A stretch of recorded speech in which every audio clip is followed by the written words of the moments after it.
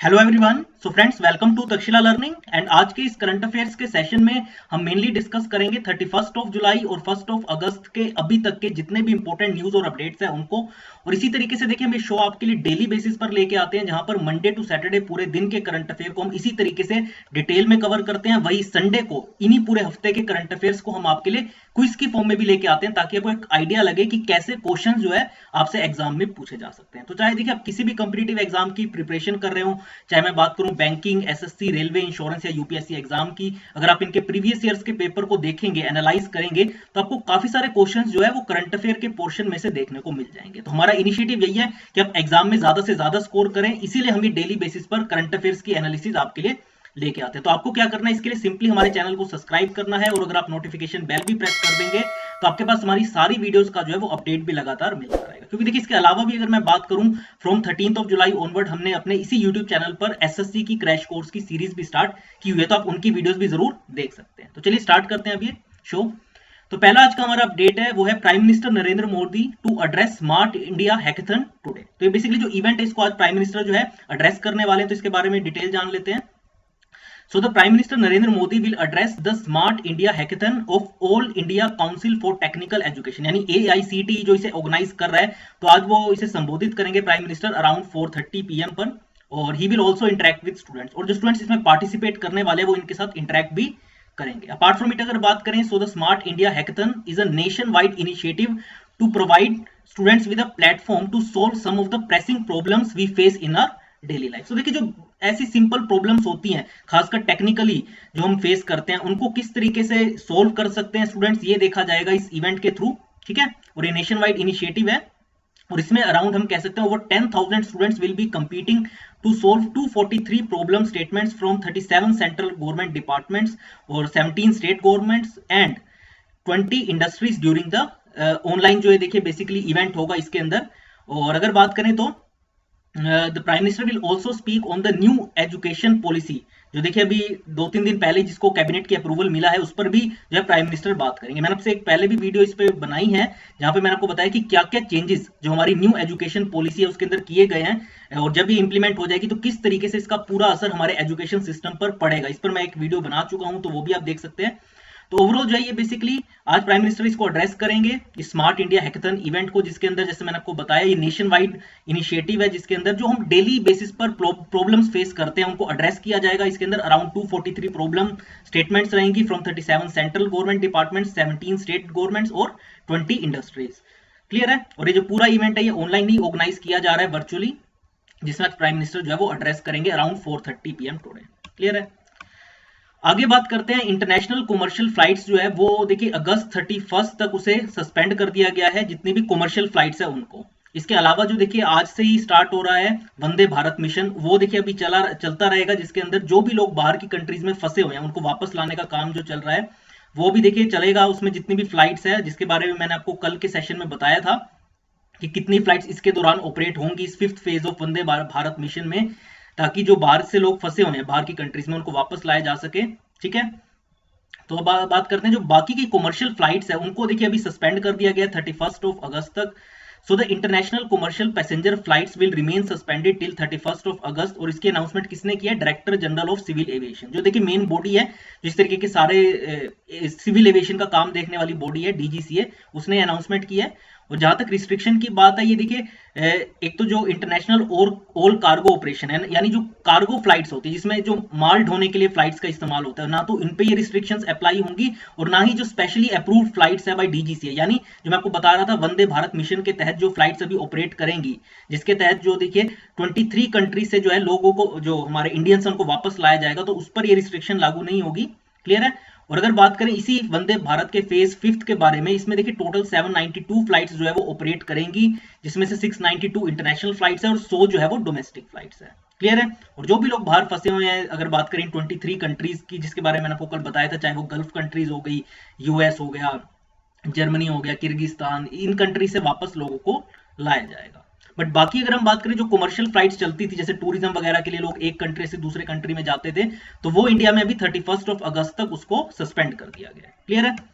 आगे बात करते हैं 8 कोर इंडस्ट्रीज जो है, जिनका देखिए अगर हम बात करें जो कंट्रीब्यूशन है अराउंड 40.27% है हमारे इंडेक्स ऑफ इंडस्ट्रियल प्रोडक्शन के अकॉर्डिंग अगर हम बात करें तो, ठीक है। तो उसका उसमें देखा गया 15% का जो श्रिंक है वो आया है इस जून मंथ में। और आपको पता है देखिए रीजन क्या है, क्योंकि ऑलमोस्ट हर तरफ लॉकडाउन रहा है और इसकी वजह से जो डिमांड है उसमें काफी ज्यादा जो है वो गिरावट देखने को मिली है, और इसी की वजह से ऑब्वियस सी बात है जब डिमांड घटेगी तो प्रोडक्शन भी कम हो ही जाएगी। सो जो आउटपुट है हमारी 8 कोर इंडस्ट्रीज का, उसमें देखिए 15% की गिरावट दर्ज की गई है जून मंथ में, contracting for the fourth consecutive month due to fall in the production of. अब देखिए वो कौन कौन सी 8 कोर इंडस्ट्रीज है, चाहे वो कोल हो गया, क्रूड ऑयल हो गया, नेचुरल गैस, स्टील, सीमेंट और इलेक्ट्रिसिटी। अगर बात करें जो डाटा रिलीज किया है कॉमर्स एंड इंडस्ट्री मिनिस्ट्री ने, उसने कहा है कि जो आउटपुट है कोल सेक्टर के अंदर, सिर्फ अगर हम कोल सेक्टर की बात करें तो 15.5% से उसमें गिरावट देखने को मिली है, क्रूड ऑयल के अंदर 6% से, नेचुरल गैस के अंदर 12% से, रिफाइनरी प्रोडक्ट्स जो हमारे होते हैं उसमें 8.9%, स्टील सेक्टर के अंदर 33.8%, सीमेंट के अंदर जो है 6.9% और इलेक्ट्रिसिटी के अंदर 11%। ये देखिए क्यों हमारी 8 कोर इंडस्ट्री जिसे हम मानते हैं, क्योंकि देखिए कोल आपको पता है इलेक्ट्रिसिटी जनरेशन में उसका एक बहुत इंपॉर्टेंट रोल रहता है, वैसे क्रूड ऑयल जो है एनर्जी सप्लाई करने के लिए यूज होता है, वैसे नेचुरल गैस। स्टील की जहां तक बात है तो देखिए वो जितनी भी इंडस्ट्रीज है उसके अंदर स्टील का बहुत ज्यादा खपत रहती है, सीमेंट जो है वो इंफ्रास्ट्रक्चर डेवलप करने के लिए सीमेंट का यूज होता है, और इलेक्ट्रिसिटी देखिए जितनी भी हमारी फैक्ट्रीज ऑपरेट कर रही है ऑब्वियसली बात है उसमें इलेक्ट्रिसिटी की डिमांड तो रहती है, और इसी से देखिए पता चलता है कि अगर ओवरऑल इलेक्ट्रिसिटी की कंजम्पशन में डिक्लाइन आ रहा है तो कहीं ना कहीं जो है जितनी भी हमारी फैक्ट्रीज है जहां पे इलेक्ट्रिसिटी का यूज होता है उसमें डिक्लाइन आए, क्योंकि देखिए जो हमारे घरों में बिजली रहती है वो तो लगभग हम यूज करते ही हैं, उसमें तो ज्यादा गिरावट नहीं आती, बट यस फैक्ट्रीज में अगर गिरावट देखने को मिल रही है, क्योंकि ओवरऑल जब 11% का डिक्लाइन है इलेक्ट्रिसिटी के अंदर तो कहीं ना कहीं जो हमारी फैक्ट्रीज पहले जिस लेवल पे ऑपरेट करती थी वैसे अब नहीं कर रही है, कुछ बंद हो चुकी है इन लॉकडाउन की वजह से। और इसीलिए देखिए गवर्नमेंट ने जो पैकेज भी अनाउंस किया था आत्मनिर्भर पैकेज, उसके अंदर सबसे ज्यादा जिसे फोकस दिया गया वो कौन सा सेक्टर है, जो हमारा एमएसएमई सेक्टर, और सबसे ज्यादा देखिए जो असर इस लॉकडाउन का किसी पर पड़ा है तो एमएसएमई सेक्टर पर ही पड़ा है। तो वैसे ही देखिए जैसे मैंने आपको बताया सीमेंट में 6.9% की गिरावट का मतलब है कहीं ना कहीं जो हमारे इंफ्रास्ट्रक्चर प्रोजेक्ट्स चल रहे थे उसमें कहीं ना कहीं गिरावट आई है, ठीक है, वो कहीं ना कहीं रुक गए हैं। और ओवरऑल अगर हम बात करें तो ये देखिए मैंने आपको हर सेक्टर का तो बता दिया, अगर हम ओवरऑल बात करें तो 15% का श्रिंक देखने को मिला है। और ओवरऑल क्यों ये हमारे लिए 8 इंडस्ट्रीज मैटर करती, क्योंकि इसका जो कंट्रीब्यूशन है वो 40.27% है, जैसे आप देख सकते हैं in the index of industrial production यानी आईआईपी के अंदर। तो इसलिए अगर इनमें गिरावट आती है तो कहीं ना कहीं आप मान के चले हमारी जीडीपी में भी अभी जब नंबर्स आएंगे तो काफी बड़े लेवल पर गिरावट देखने को मिलेगी, ठीक है। ये आप देख सकते हैं स्टील की प्रोडक्शन का प्लांट। आगे बात करते हैं सेंट्रल गवर्नमेंट जो है वो फंड करने जा रहा है 112 स्टार्टअप्स को टू प्रमोट एग्री फार्म्स, यानी एग्रीकल्चर की फील्ड में 112 स्टार्टअप्स को प्रमोट किया जाएगा और अराउंड 12 करोड़ रुपीस जो है इसके अंदर इन्वेस्ट किए जाएंगे, ठीक है, in the current financial year. अगर बात करें minister of agriculture and farmers welfare minister जो एट प्रेजेंट नरेंद्र सिंह तोमर, उन्होंने कहा है कि जो फंड है ये दिए जाएंगे startup selected by different knowledge partners and agri business incubators in the area of agro processing, food technology and value addition. अगर बात करें इन फंड्स की तो ये under the innovation and agri entrepreneurship development programme के तहत दिए जाएंगे ये 12 करोड़ रुपए 112 स्टार्टअप्स को, लॉन्च अंडर द रिवैम्प्ड राष्ट्रीय कृषि विकास योजना। तो देखिए कहीं ना कहीं जब हम एग्रीकल्चर से रिलेटेड स्टार्टअप्स को प्रमोट करने के लिए पैसा देते हैं तो कहीं ना कहीं एक माइंड में जरूर रहता है कि जो टेक्नोलॉजी है एग्रीकल्चर की फील्ड में उसको और इंप्रूव करना चाहिए, और इसलिए राष्ट्रीय कृषि विकास योजना के तहत जो है ये पैसा दिया जाएगा।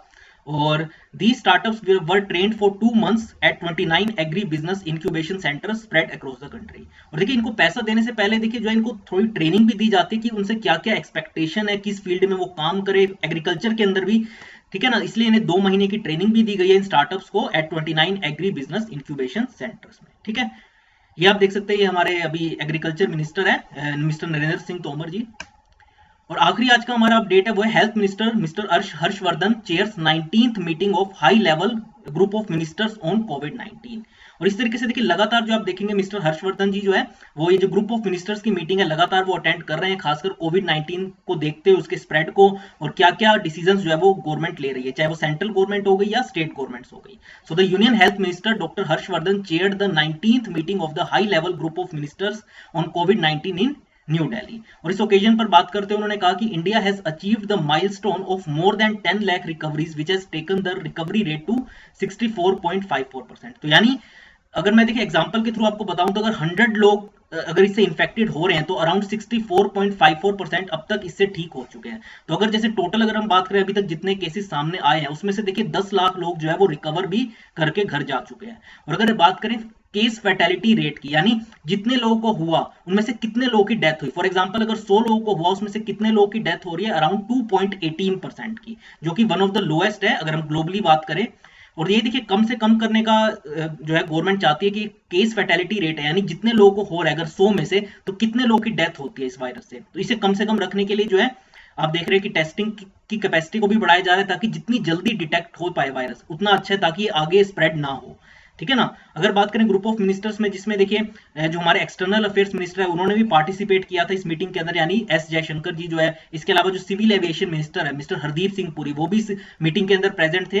तो ये भी बताया गया कि किस तरीके से प्रोडक्शन कैपेसिटी जितने भी देखिए हमारे पीपी किट्स हो गई, मास्क हो गई और वेंटिलेटर की बढ़ाई जा रही है। और आपको पता है देखिए वेंटिलेटर की इस पर डिमांड इस टाइम पे सबसे ज्यादा है, क्योंकि देखिए जो पर्सन क्रिटिकल होता है उसको वेंटिलेटर या आईसीयू बेड की रिक्वायरमेंट रहती है। और जैसे केसेस अब आप देखेंगे अराउंड 55,000 के अराउंड रोज केसेस अब देखने को मिल रहे हैं, 50,000 55,000। तो वैसे ही देखिए ये बात ठीक है रिकवरी हो रही है, बट ऑब्वियसली बात है जो लोग सीरियस है जो क्रिटिकल है उनके लिए देखिए ज्यादा से ज्यादा वेंटिलेटर की रिक्वायरमेंट होगी और आईसीयू बेड्स की। और इसी के लिए जो है लगातार ये जो है ग्रुप ऑफ मिनिस्टर्स की मीटिंग, ये 19th मीटिंग है जो डॉक्टर हर्षवर्धन ने जो अभी अटेंड की है। क्लियर है।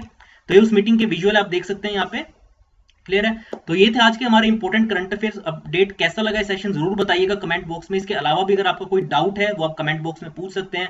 और चैनल को सब्सक्राइब करना ना भूलें। और हमारी वेबसाइट भी आप विजिट कर सकते हैं जो कि है www.takshilalearning.com, जहां पे देखिए अभी हमने ब्रिलियंट 50 बैच अभी स्टार्ट किया हुआ है, जहां पे हम ऐसे टॉप 50 स्टूडेंट्स को अपने साथ एनरोल कर रहे हैं जो कि सीरियस है बैंकिंग और एसएससी एग्जाम्स को लेकर और फर्स्ट अटेम्प्ट में जो है इन्हें क्लियर करना चाहते हैं। इसके लिए हम उन्हें पूरी पर्सनलाइज कोचिंग प्रोवाइड करेंगे 1 साल के लिए। इसके बारे में डिटेल आप वेबसाइट पे जा सकते देख सकते हैं और हमारे चैनल को सब्सक्राइब करना ना भूलें। तो आज की इस वीडियो में इतना ही फ्रेंड्स, थैंक्स अ लॉट।